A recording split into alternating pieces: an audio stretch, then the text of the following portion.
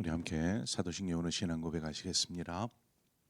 나는 전능하신 아버지 하나님 천지의 창조주를 믿습니다. 나는 그의 유일하신 아들 우리 주 예수 그리스도를 믿습니다.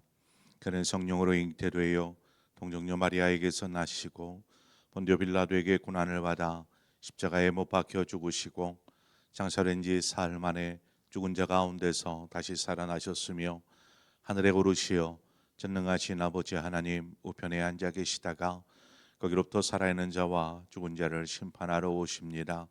나는 성령을 믿으며 거룩한 공교회와 성도의 교제와 죄를 용서받는 것과 몸의 부활과 영생을 믿습니다. 아멘. 우리 함께 찬송가 540장 찬송가 540장 주의 음성을 내가 들으니 이 시간 우리 함께 찬송하도록 하겠습니다. 찬송가 540장입니다. 540장 찬송하겠습니다.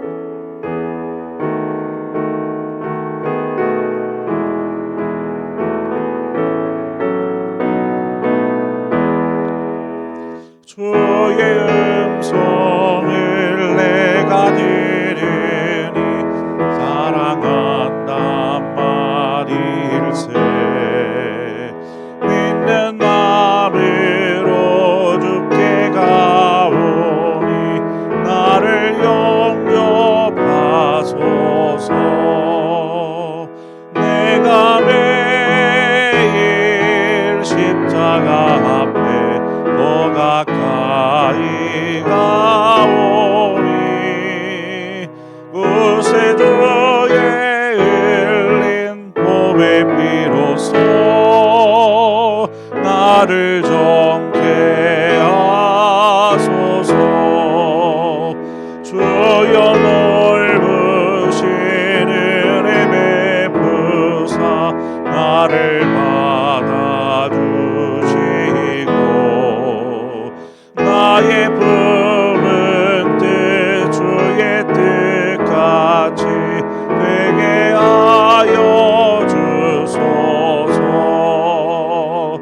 내가 매일 십자가 앞에 더 가까이 가오니 구세주의 흘린 몸의 피로써 나를 정케 하소서. 주의 보좌로 나갈 때에 어찌 아니 기쁠까. 주의 얼굴을 항상 배우니 더욱 친근합니다. 내가 매일 십자가 앞에 더 가까이 가오니 구세주의 흘린 몸의 피로써 나를 정케 하소서. 우리 구주의 넓은 사랑을 증량할 자 없으며 주가 주시는 참된 기쁨도 헤아릴 수 없도다. 내가 매일 십자가 앞에 더 가까이 가오니 구세주의 흘린 몸의 피로써 나를 정케 하소서.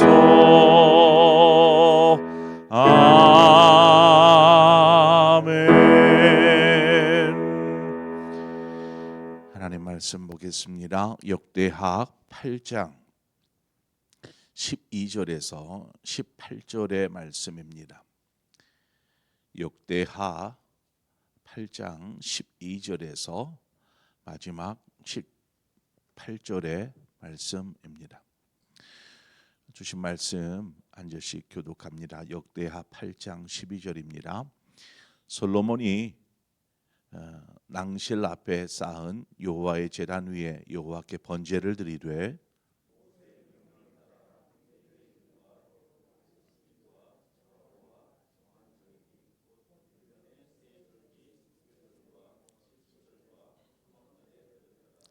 솔로몬이 또 그의 아버지 다윗의 규례를 따라 제사장들의 반열을 정하여 섬기게 하고 레위 사람들에게도 그 직분을 맡겨 매일의 일과대로 찬송하며 제사장들 앞에서 수종 들게 하며 또 문지기들에게 그 반열을 따라 강문을 지키게 하였으니 이는 하나님의 사람 다윗이 전에 이렇게 명령하였습니다.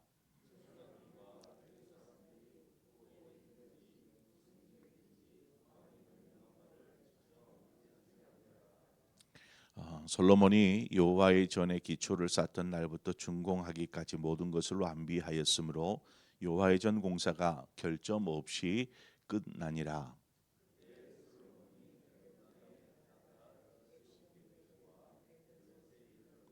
함께 읽습니다.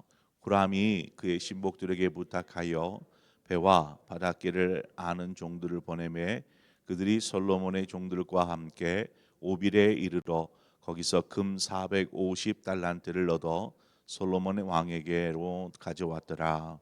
아멘. 오늘 본문을 보면 12절과 13절에 솔로몬이 이제 성전이 건축된 이후에 매일 또 안식일에 또 월삭 때 절기 때마다 하나님 앞에서 성실하게 제사를 드렸다라는 것을 알 수 있습니다. 하나님 앞에 드리는 제사는 백성들 가운데에서 뭐 스스로 번제를 드리고 싶다거나 화목제나 속죄제나 스스로 하나님 앞에 제사를 드리고 싶다라고 할 때에 드리는 제사를 제외하고 규칙적으로 드려지는 제사가 있었습니다. 먼저는 아침과 저녁으로 매일 아침과 저녁으로 드리는 상번제입니다. 이 상번제는 매일 드리는 제사입니다. 그리고 일주일에 한 번 드리는 안식일에 드리는 제사가 있습니다. 안식일 제사.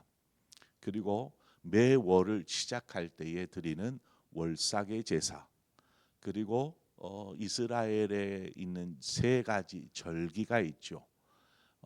이 세 절기 때마다 드리는 제사가 있었습니다. 이것은 규칙적으로 드리는 제사를 말합니다.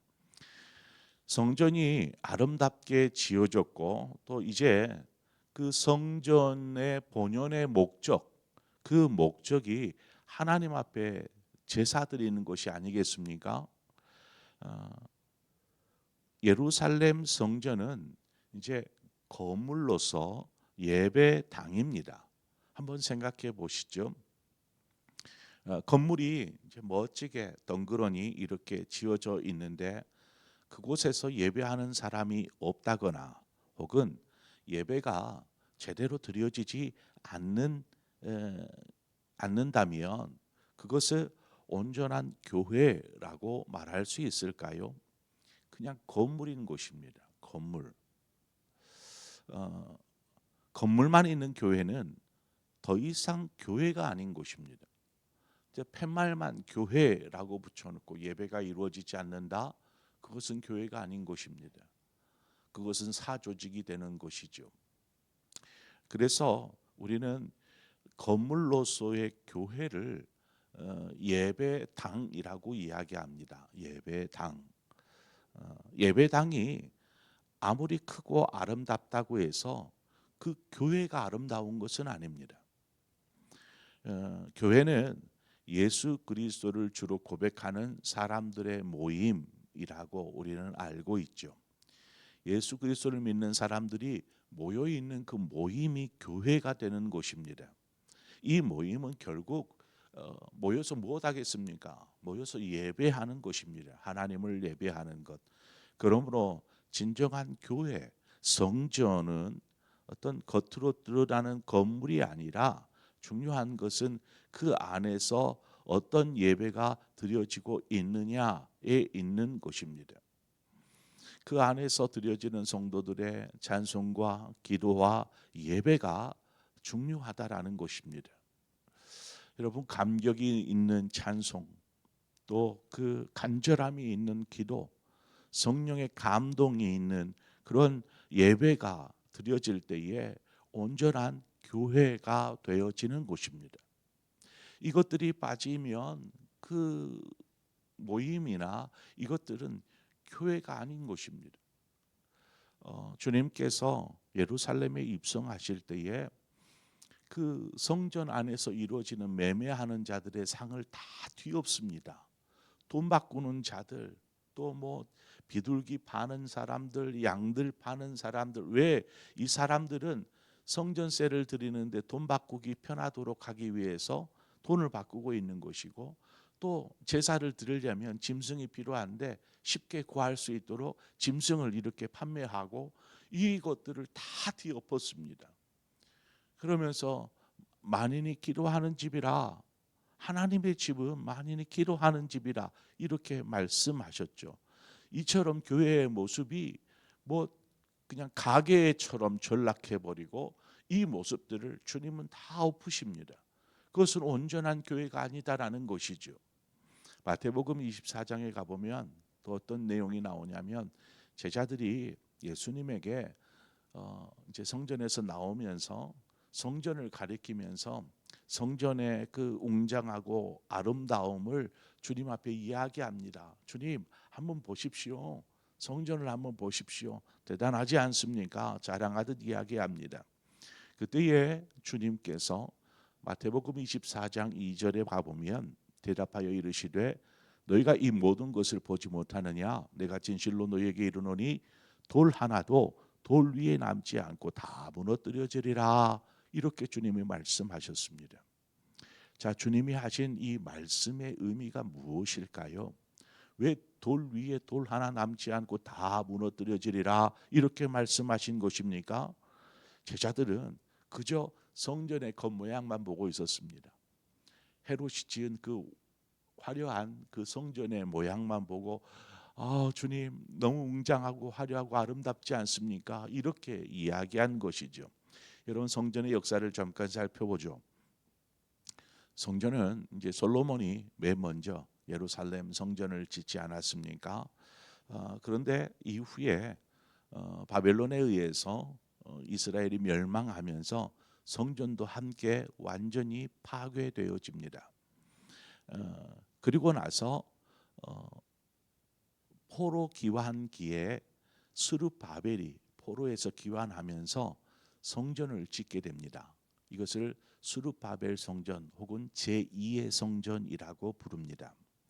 그래서 스룹바벨이 성전을 지은 성전이 계속 신약 시대까지 유지가 되다가 이제 헤롯 왕이 그 유대인들의 환심을 사고자 이 스룹바벨의 성전을 좀 재건축합니다. 확장하고 재건하는 이 일을 합니다. 헤롯이. 그래서 지금 제자들이 예수님에게 이렇게 주님 한번 보십시오라고 말한 것은 헤롯이 지어놓은 그런 재건해 놓은 성전을 말합니다. 우리 이것을 헤롯 성전이라고 하는데, 그런데 주님께서 돌 위에 돌 하나 남지 않고 무너지리라라고 하신 것은 이 헤롯의 성전이 얼마 지나지 않아서 몇십 년 뒤에 완전히 무너집니다. 이 헤롯 성전이 그 로마군에 의해서 완전히 파괴가 되어 버리지요. 그리고 지금까지 성전은 재건되어지지 않고 있습니다. 현재까지. 지금 성전이 있는 자리에는 이스라엘의 황금 돔 사원이 지어져 있지요. 그리고 남은 거라고는 그 예전 그 헤롯 성전의 서쪽 벽, 우리가 통곡의 벽이라고 하는 서쪽 벽만 조금 이렇게 남아서 그 흔적처럼 남아 있는 모습을 보게 됩니다. 주님께서 말씀하신 것은 이처럼 후에 이 성전 다 무너질 것, 돌 위에 돌 하나 남지 않고 무너뜨려지리라 말씀하신 것이 이처럼 후에 성전이 완전히 무너질 것에 대한 의미를 담고 있기도 하지만 온전한 예배가 드려지지 않는 성전은 결국 지속될 수 없다, 무너질 수밖에 없다라는 것을 말하고 있다라는 것입니다. 말씀을 묵상하는 중에 13절에 보면은 명령을 따라 매일 일과대로라는 부분이 제 눈에 들어왔습니다. 명령을 따라 매일 일과대로, 매일매일이 제사의 연속이었습니다. 상번제는 매일 아침 저녁으로 드리는 것이기 때문에 매일매일이 제사의 연속이었습니다. 그 말은 그것들을 우리 그 이스라엘 자손이, 솔로몬이 매일매일 성실히 행하였다라는 것을 보여줍니다. 매일매일 하나님께서 하나님의 자녀된 우리에게 대하여서 성실하시듯이 우리 역시 하나님 앞에서 성실하여야 합니다. 14절 15절은 솔로몬이 아버지 다윗이 어떤 제사장들과 레위인들에게 성전의 직무를 정하여 맡기고 그것들로 하여금 섬기게 한 것입니다. 섬기게 하였습니다. 그것을 그대로 솔로몬 역시 자신이 통치할 때에 제사장들과 레위인들에게 그렇게 섬기게 하였고 그렇게 성전이 운영될 수 있게 하였음을 이야기해 주고 있습니다. 여기에서 14절 말미와 15절 말미에 다윗과 솔로몬이 명령한 대로 행하되 13절과 같이 매일의 일과대로라고 기록하고 있습니다. 매일의 일과대로. 자신들의 직임을 이들 역시 성실하게 제사장들이나 레위인들이나 이것들을 성실하게 감당하였다라는 것입니다. 매일 일과대로. 제사장과 레위인들은 제사에 함께 함께 제사를 드리는 일을 하였고 또 제사를 돕는 일을 하였지요. 그래서 또 보면은 찬양대가 세워져서 레위인들의 찬양대죠. 이런 하나님을 찬양하였고 또 성전 문지기의 역할들을 담당하였는데 이것은 단지 다윗이나 솔로몬이 명령하여서 여기 보면 명령하였다라고 기록하고 있는데 명령 때문에 왕이 명령하였으니 그냥 그것에 순종하는 것이 아니라 하나님을 예배하는 예배를 돕는 일에 이들이 온 마음으로 성실히 임하였다라는 것입니다. 매일의 일과대로 자신에게 맡겨진 것을 왕의 명령이 아니라 하나님 앞에서 성실히 임하는 것이죠. 주일이 되면 성도들이 이제 하나님을 예배하기 위해서 교회로 오지 않습니까? 모여듭니다. 성도들이 예배를 잘 드릴 수 있도록 예배를 돕는 성도들이 많이 있습니다. 그렇죠? 찬양대도 있고요, 예배 안내도 있고요, 또 식사를 위해서 주방에서 봉사하는 분들도 있고요, 또 방송실에서 또 수고하시는 분들도 있고 이 모든 일은 성도를 돕는 일이지만 결국 하나님을 향한 섬김의 마음으로 성실하게 섬기는 것입니다. 자신의 주어진 그 역할들을 성실하게 감당하는 것이죠. 그런데 자신의 필요를 따라서 섬겼다가 바쁠 때는 그냥 내려놓고 이런 멈췄다가 하는 것이 하나님이 주신 직임을 성실하게 담당하는 것은 분명히 아닐 것입니다. 오늘 본문에 보면 계속해서 성실하게 모든 일들이 이루어집니다. 예배가 성실히 이루어졌고 또 자신들의 맡겨진 직무와 역할들을 성실하게 감당하는 것들을 보면서 우리가 이것을 배워야 합니다. 에레미야가 3장 22절 23절을 보면 여호와의 인자와 긍휼이 무궁하심으로 우리가 진멸되지 아니함이니이다. 이것들이 아침마다 새로우니 주의 성실하심이 크시도소이다라고 에레미야 애가에서 고백하고 있습니다. 하나님의 긍휼과 우리를 향한 크신 사랑은 매일 아침 해가 돋아서 아침이 밝아오듯이 그것은 변함이 없지 않습니까? 아침 해는 변함없이 밝아오는 것입니다. 그것에 빗대어서 하나님의 성실하심을 에레미야에서 노래하고 있더라는 것입니다. 아침 해처럼 하나님은 성실하십니다. 하나님의 자녀에 대하여서 긍휼과 사랑과 은혜를 베푸시는 데 있어서 성실하시더라는 것입니다. 하나님이 잊어버리고 은혜를 베풀지 않는다거나 아니면 마음이 꼬여서 뭔가 불평 이런 저들이 아무리 사랑해도 내 사랑을 가치를 모르는구나 하면서 이것을 거두어 버리는 것이 아니라 늘 성실하게 하나님의 백성들, 하나님의 자녀들에게 임하고 계시다라는 것입니다. 우리가 바로 이 은혜를 붙잡고 우리 역시 오늘을 하나님 앞에 성실함으로 서 있어야 한다는 것입니다. 신앙생활에 성실함은 참 중요합니다. 성실함. 그렇게 하기가 정말 쉽지 않습니다. 매일매일 그 자리에 서 있는 것 여러분 쉬운 일 아닙니다. 그런 의미에서 이 새벽 시간을 깨우는 여러분들을 너무나 귀하고 귀하신 여러분들을 주님의 이름으로 축복합니다. 매일매일 내가 이 자리에 상번제를 드리듯 하나님 앞에 서서 예배하고 기도하고 찬송할 수 있는 이 삶이 하나님이 기쁘시게 하고자 하는, 하나님을 온전히 섬기고자 하는 우리의 열정이고 우리의 마음이고 그 마음들이 성실하게 드려지는 것입니다. 바쁜 현대의 사회에서 새벽 깨우는 거 쉽지 않습니다.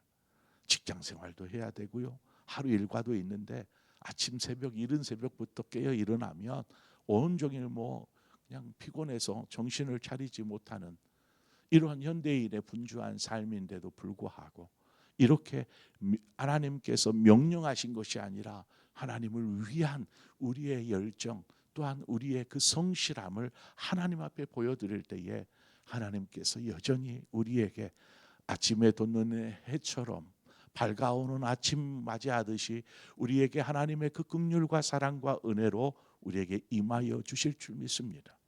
그런 하나님의 성실하심을 맛보시고 또한 그 맛본 대로 하나님 앞에 성실하게 서가시는 저와 여러분의 삶이 되어지기를 주님의 이름으로 축원을 드립니다. 함께 기도하겠습니다. 하나님 아버지, 우리를 대하여서 항상 성실하신 아버지, 솔로몬이 성실하게 하나님 앞에 주어진 규칙적인 제사들을 매일과 같이 또 명령하신 대로 성실하게 감당하였을 뿐만 아니라 또 그 성전에서 일하는 모든 제사장과 레위인들이 자신들에게 맡겨진 직무들을 성실하게 하나님 매일같이 수행하는 이 모습들을 통해서 하나님은 영광 받으시고 또한 이들 가운데 성실하게 임하시는 것을 우리는 보게 됩니다. 하나님을 예배하는 성전이 예배를 잃어버리면 온전한 예배가 드려지지 못하면 교회로서 성전으로서의 의미가 무엇이겠습니까? 하나님, 우리가 늘 하나님의 그 긍휼과 사랑과 은혜를 성실하게 우리가 부어주고 계시는 그 하나님의 성실하심을 맛보고 있음에도 불구하고 우리가 참 하나님 앞에 불성실하였습니다. 그럼에도 우리를 외면하지 않아 주시고 긍휼히 여겨 주셔서 감사합니다. 이제 우리 역시 아침 해가 떠오르듯이 하나님, 우리가 하나님 앞에 성실하게 있어야 할 자리에 머물게 하여 주시고 예배할 때에 예배할 수 있는 자 되게 하여 주옵소서. 그래서 늘 하나님의 성실하심을 맛보고 이것을 기뻐하고 즐거워하며 또한 하나님 앞에 성실함으로 우리의 삶을 드려 예배케 하시고 또 섬겨 나아갈 수 있도록 축복하여 주시옵소서. 예수 그리스도의 이름으로 기도합니다. 아멘.